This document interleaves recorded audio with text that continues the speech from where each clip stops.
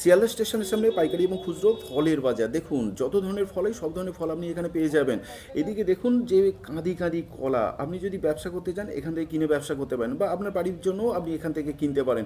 সবাই কর্মে ব্রতী, কর্মে ব্যস্ত হয়ে গেছে। এদিকে পেটি পেটি আপেল, এদিকে দেখুন মৌসম্বি কত ঢেলে রেখে দিয়েছে, আর এদিকটা দেখুন শশা কত, এদিকে শাক আলু, মানে ভোর বলে মনেই হচ্ছে না, মনে হচ্ছে দিনের মতো। এদিকে হেডলাইট বন্ধ হয়নি, এত ভোরবেলা এখন, কিন্তু সবাই বিক্রি করার জন্য বসে গেছে, আর সবাই কাজকর্মে ব্যস্ত হয়ে গেছে। দেখুন কি অবস্থা, জমজমাট পরিবেশ একটা শিয়ালদা স্টেশনের সামনে। আর এদিকে খরমুজ, সব বাজারে কিন্তু খরমুজ পাওয়া যায় না, এই খরমুজ বা খরমুজা প্রচুর আইটেম, এই যে কত ধরনের আইটেম আছে এখানে।